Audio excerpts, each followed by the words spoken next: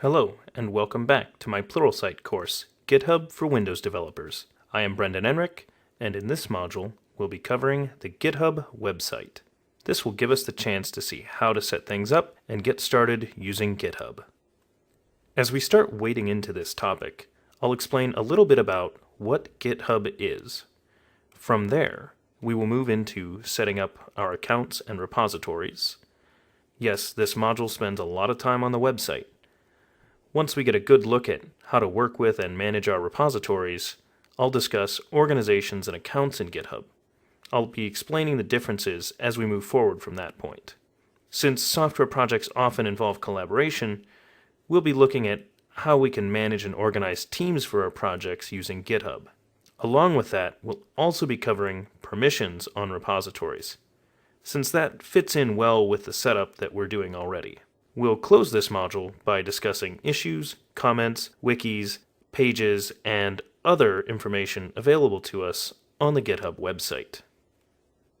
Now we're ready to dive in. So, what is GitHub? We've seen Git. It's a distributed version control system. GitHub, however, is a service providing a hosting location for software projects, and the source control it uses is Git.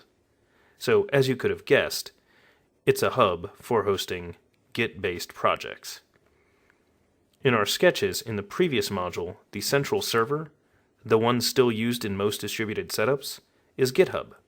This means that when we want to push our changes out to the rest of the team, allowing them to pull our changes into their own local repository, we're going to be pushing those to GitHub.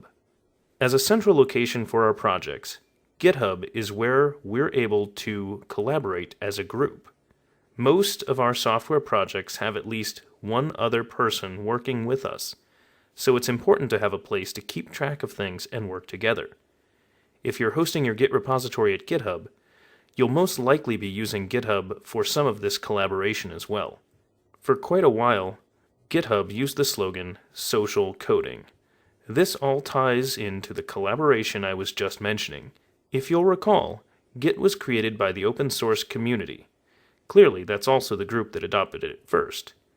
That means that a lot of its use is by open source projects. This social coding concept is all about bringing together social media concepts and software development. It's something that GitHub really embraced, and we'll learn more about it later as we look at GISs and some of the other profiles and information that GitHub makes available to us. Last, and certainly not least, is the Octocat. Yes, that's important when doing a course on GitHub. I couldn't leave this guy out. You'll notice the Octocat all over the place. This is GitHub's mascot, you might say. Most of the time, you'll see this normal-looking guy, but he's been dressed up in all sorts of different outfits. You'll find hints of him on icons and logos all over while using GitHub, so don't be surprised when you come along an interesting Octocat or two.